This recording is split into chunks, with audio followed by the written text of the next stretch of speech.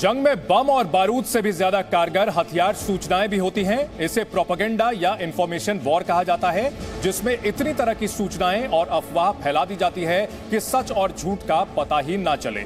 Ukraine और रूस दोनों देशों की सरकारें इसी हथियार का इस्तेमाल सबसे ज्यादा कर रही हैं।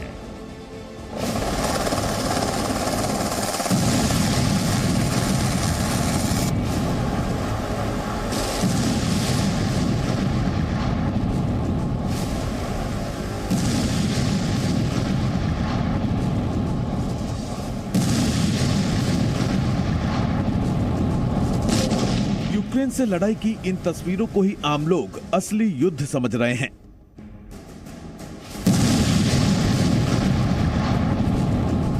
जो युद्ध के तौर तरीके और रणनीति की समझ नहीं रखते, उनके लिए मिसाइल, बम, गोला बारूद ही असली हथियार हैं।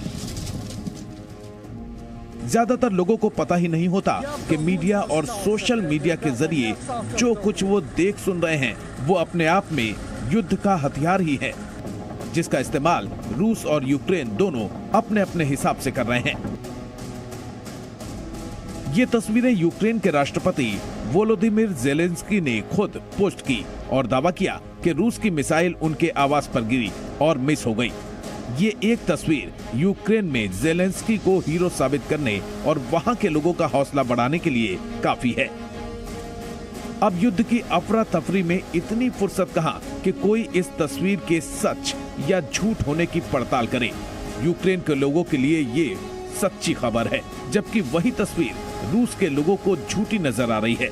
वो सवाल उठा रहे हैं कि ज़ेलेंस्की अगर मिसाइल का टुकड़ा दिखा रहे हैं, तो उस मिसाइल के उनके आवास पर गिरने का कोई निशान क्यों नहीं है? उनके बंगले के बागीचे में कोई गड्ढा क्यों नहीं दिख रहा? जंग को सच और झूठ में उलझाने की रणनीति आज की नहीं है। इसका इस्तेमाल महाभारत काल से हो रहा है। महाभारत में द्रोणाचार्य को निहत्था करने के लिए उनके पुत्र अश्वत्थामा की मृत्यु की सूचना फैलाई गई थी, जबकि भीम ने अश्वत्थामा नाम के हाथी को मारा था।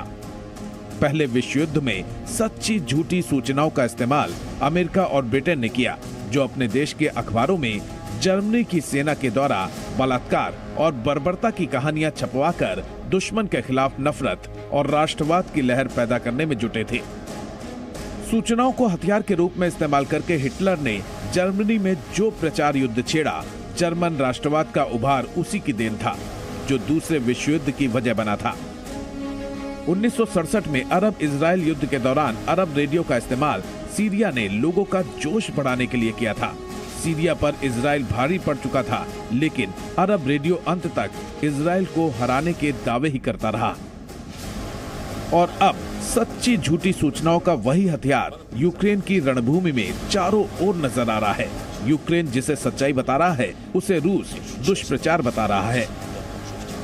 यूक्रेन ने अपने देश में रूस के जले हुए टैंकों के वीडियो जारी किए, तो रूस की मीडिया ने दावा करना शुरू कर दिया कि ये टैंक तो 2014 के हैं।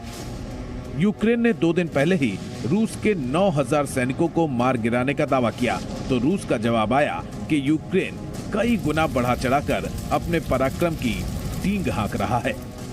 Армія робить все для того, щоб зламати ворога остаточно. Майже 9000 вбитих росіян за 1 тиждень.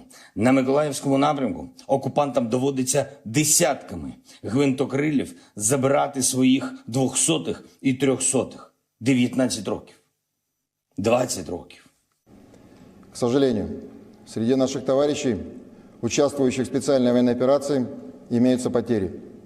498 российских военнослужащих погибли при исполнении воинского долга. Семьям погибших оказывается вся возможная помощь. Presenting B News app, available on Google Play and App Store. Download it now.